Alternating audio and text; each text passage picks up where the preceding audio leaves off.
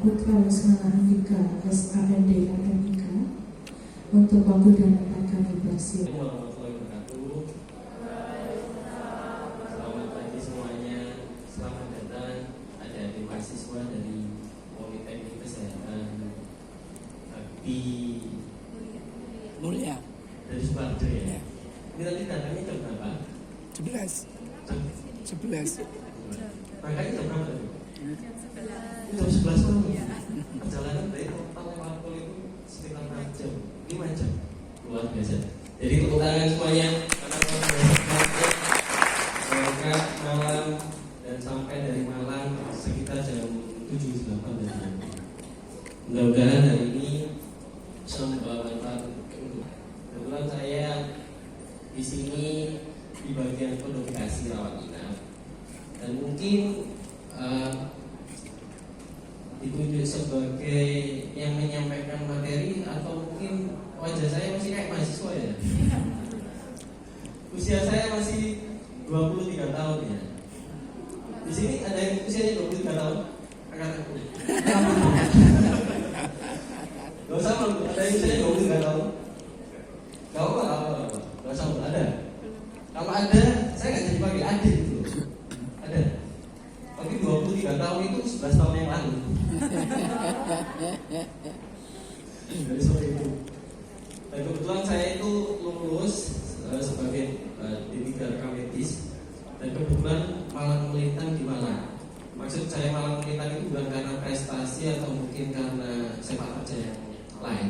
Karena emang dari lahir, sekolah, kuliah sampai bekerja hanya di Malang saja. Makanya Malang melintang. Kesan pertama sampai di Malang kira-kira gimana? Dingin?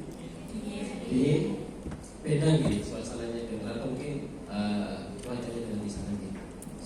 Selain dingin apalagi macet, sudah menemukan macet kira-kira? Belum ya? Belum coba.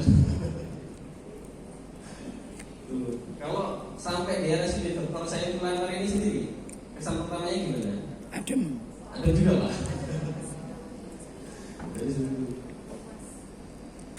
Baik, selama saya lulus di tahun 2012 sampai sekarang saya bekerja di RSUD Dr. Said Anwar sekitar beberapa tahun yang lalu.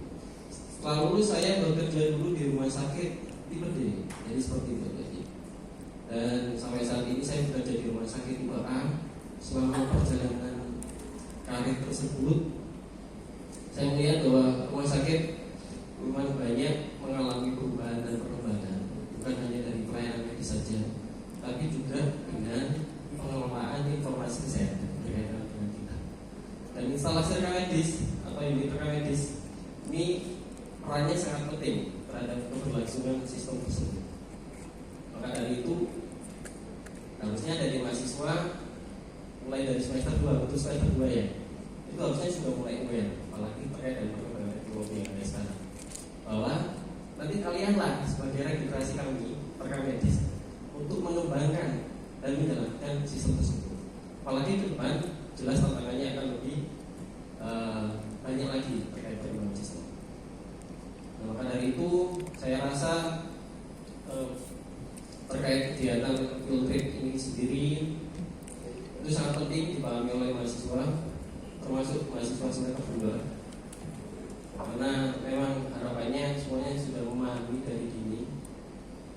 Sehingga dalam kesempatan ini nanti saya akan menyampaikan bagaimana manajemen unit kerja instalasi rekam medis khususnya di RSUD Dr. Said Anwar Malang milik Provinsi Jawa Timur secara sepenuhnya itu dengan tujuan nanti semuanya jadi setelah pulang dari sini harapannya punya bekal yang nantinya bisa digunakan ketika lulus dan sudah menjadi rekam medis dan siap bekerja sebagai rekam medis di rumah sakit. Oke.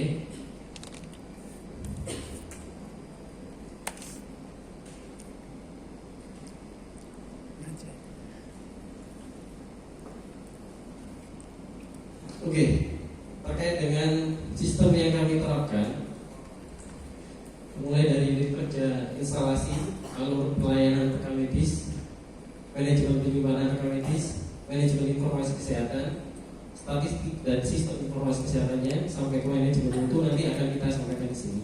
Jadi nanti kita akan sama-sama belajar bagaimana penerapan sistem yang ada di sini.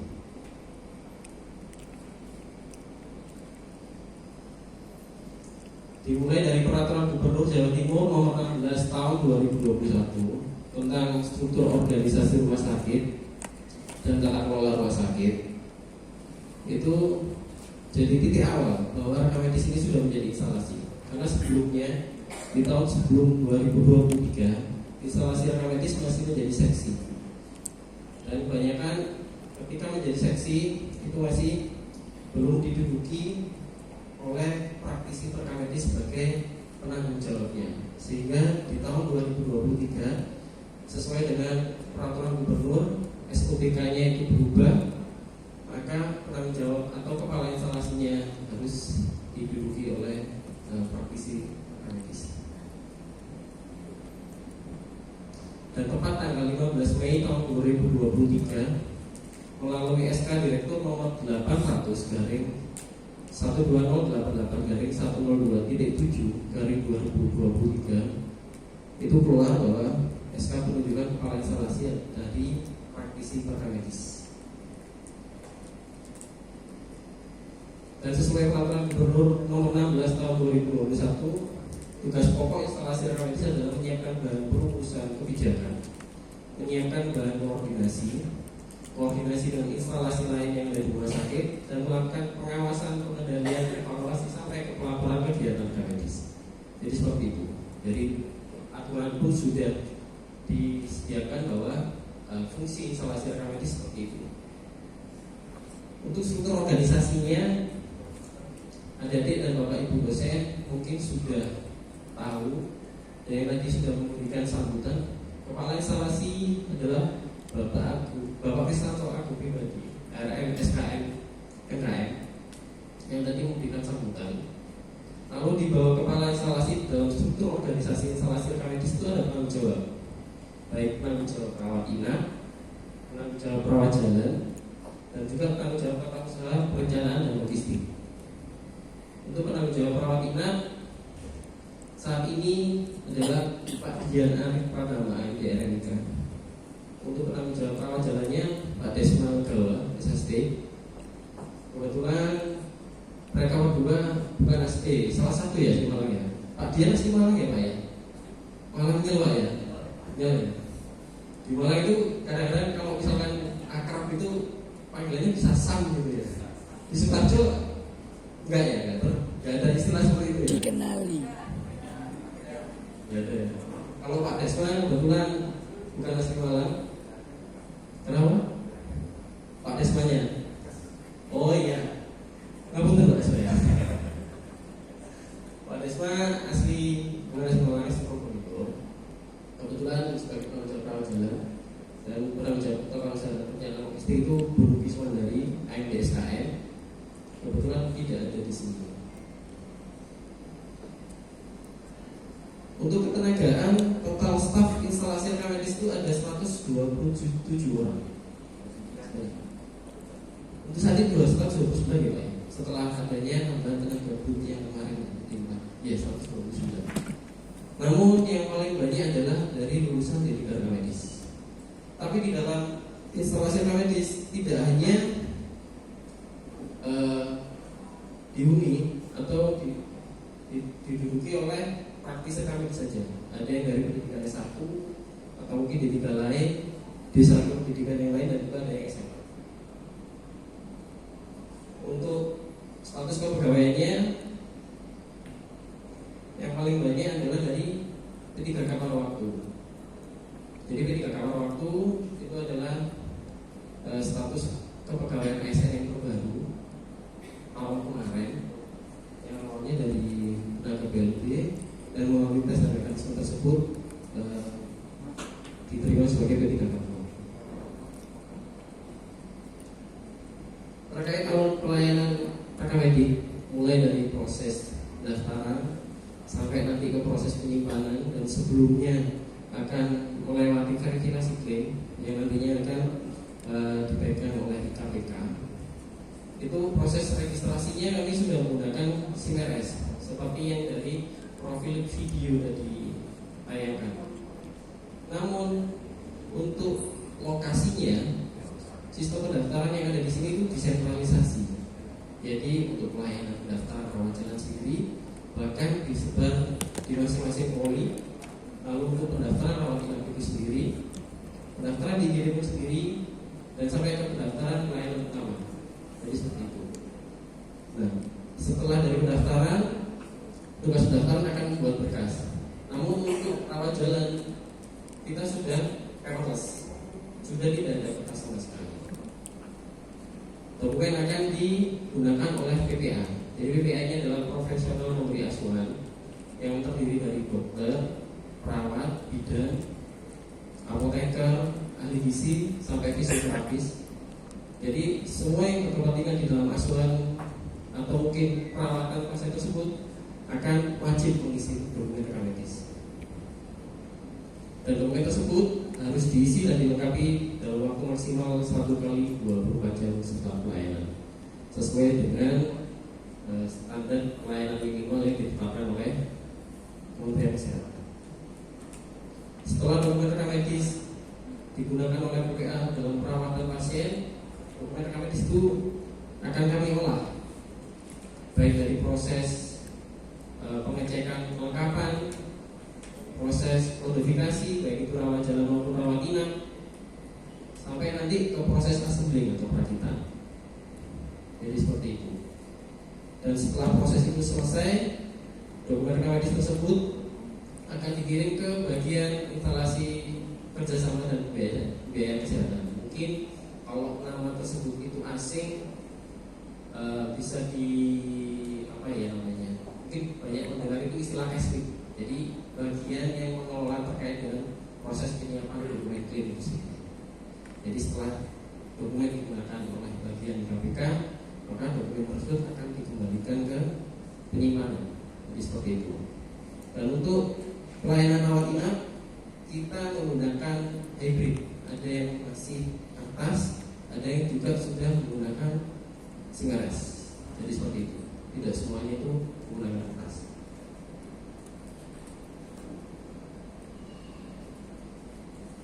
Untuk proses kodifikasi itu sendiri sangat vital karena memang sekarang kan eranya JKN ya. Kita tahu sendiri bahwa proses pembiayaan kesehatan itu mengambil paket pelayanan dan paket tarif yang nantinya di cover oleh BPJS Kesehatan berdasarkan kode ICD 10 dan kode ICD 9 pertimbangannya. Sehingga teman-teman kodifikasi dan coding di sini sebelum melakukan kodifikasi mereka akan melakukan analisa kelengkapan. Karena dari situlah nanti kodifikasi itu akan bisa dinyatakan spesifik dan lengkap. Jadi seperti itu. Dan proses entryan untuk hasil analisa kelengkapan sampai entryan nanti ke kodifikasi itu semuanya dilakukan di SIM-RS, baik itu rawat jalan maupun rawat inap. Jadi seperti itu.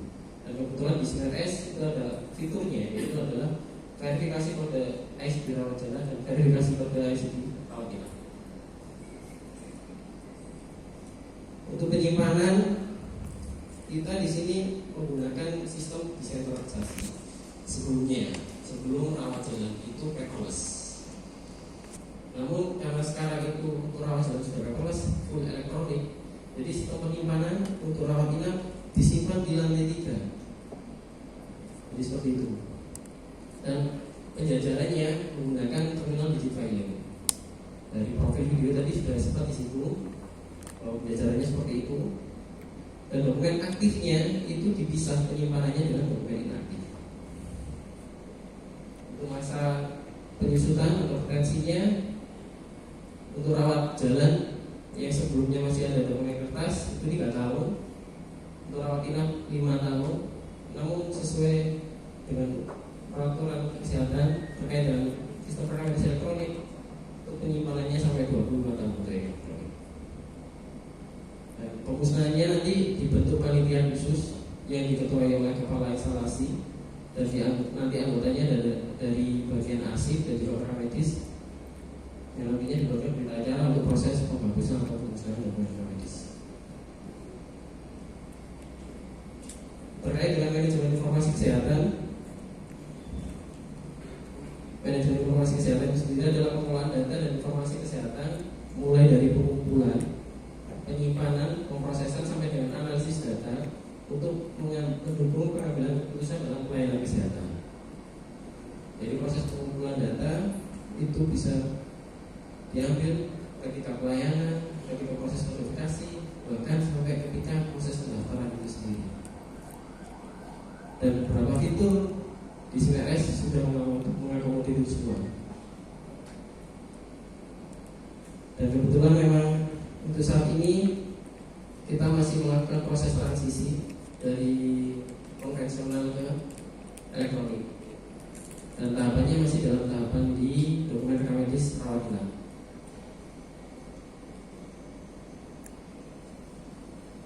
Untuk proses pendaftaran pasien juga sudah menggunakan CMRS yang sudah kita sebut tadi. Ini tampilannya yang berisi data sosial dari pasien itu sendiri. Dan untuk rekam medis elektronik itu sudah diterapkan di rawat jalan.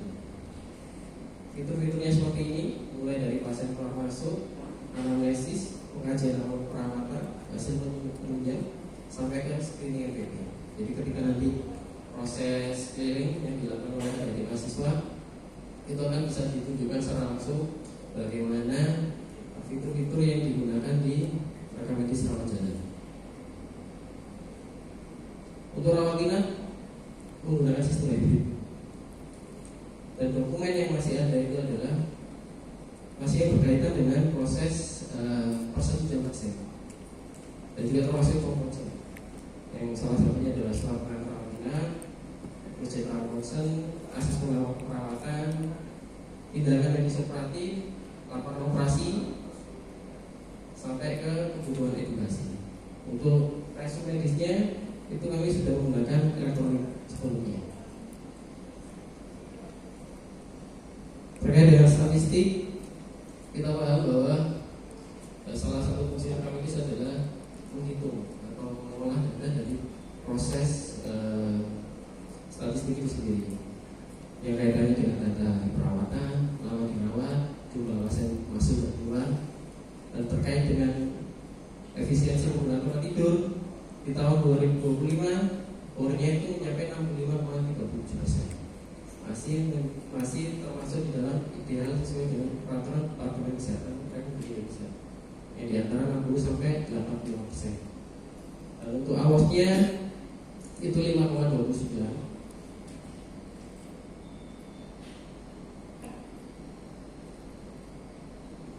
Kalau untuk turnover internalnya itu 2,80.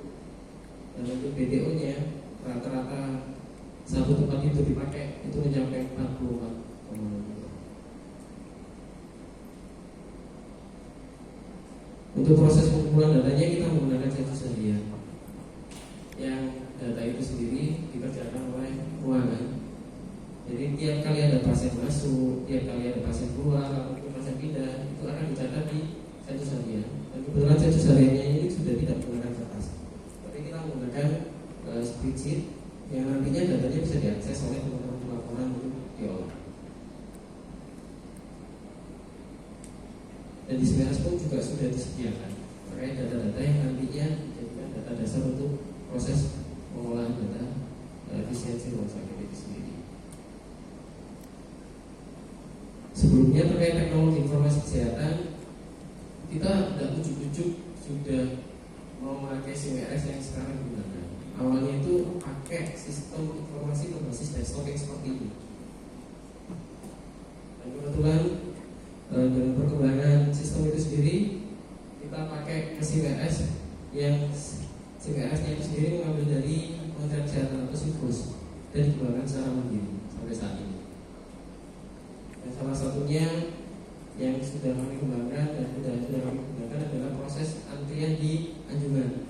Itu sudah menggunakan mesin anjungan yang nantinya di dalam proses tersebut dilakukan fingerprint khusus untuk pasien BPJS dan risk recognize karena memang proses pencetakan SIP harus melalui proses itu, proses interview dan juga proses risk recognition. Dan proses untuk pendaftaran itu sendiri yang tadi sudah saya singgung sudah disebar. Jadi teman-teman pendaftaran sekarang proses pendaftarannya sudah di kliniknya masing-masing, tidak tersentral. Yang tujuannya mengurangi antrian.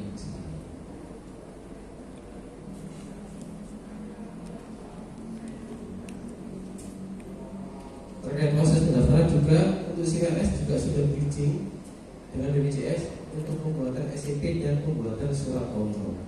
Jadi kalau misalkan teman-teman sudah pernah dengar atau mungkin masih belum paham, SIP itu adalah surat eligible peserta. Jadi tiap kali pasien BPJS yang ke rumah sakit dirujuk ke sini itu harus tercetak SIP. Jadi kalau misalkan tidak tercetak SIP maka tidak layak untuk dilayani. Dan CRS itu sudah mengakomodir dan sudah bridging terhadap sistem BPJS tersebut. Dan pembuatan surat kontrol ini digunakan ketika pasien itu selesai dilakukan pelayanan, baik pelayanan rawat inap maupun rawat jalan.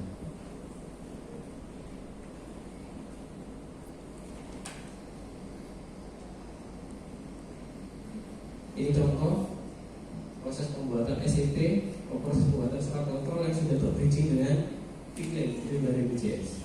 Jadi di CRS itu sendiri sudah ada field atau inputan yang nantinya digunakan oleh petugas untuk melakukan buat surat kontrol di sini. Yang nantinya akan keluar format yang seperti ini, surat kontrol. Selain dari proses pendaftaran, untuk penggunaan teknologi informasi kesehatan kita juga menggunakan dalam proses kodifikasi. Jadi seluruh kode yang dibuat oleh teman-teman dokter itu diinputkan di CRS dari menu yang tadi, yaitu verifikasi SIP rawat inap maupun verifikasi SIP rawat jalan. Dan di sini ada kolomnya, teman-teman dokter tinggal menginput kode SIP sebelumnya untuk penyakit dan tinggal menginput kode SIP 9-nya untuk tindakan, dan di bawah nanti ada kode untuk kematian. Jadi seperti itu, semuanya sudah terekam di dalam CRS. Dan proses kelengkapannya seperti ini. Jadi teman-teman setelah melakukan analisa kelengkapan itu akan diinput di CRS. Jadi di CRS itu disediakan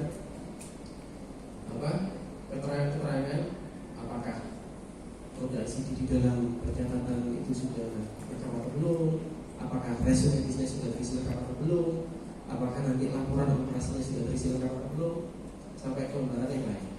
Itu sudah disediakan di CRS. Sehingga proses pengolahan datanya diharapkan bisa lebih mudah. Dan nantinya hasil dari analisa kelengkapan ini dijadikan untuk proses memantau atau evaluasi dari manajemen mutu medis.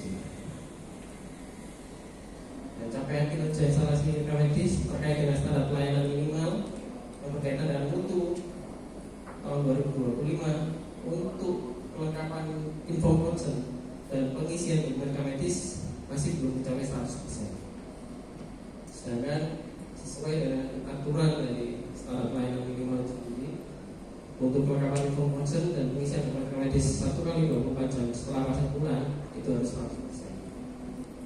Dan dari proses yang dilakukan tadi dan disediakan di dalam fiturnya CRS, kami semua mengolah dan memantau bagaimana standar pelayanan mutu yang ada di medis.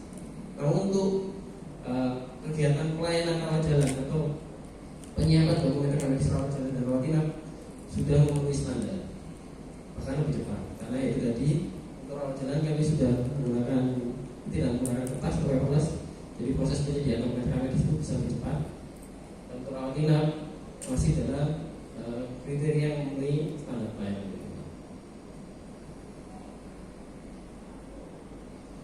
Jadi terima kasih. Mudah-mudahan apa yang disampaikan kali ini bermanfaat untuk kita semua.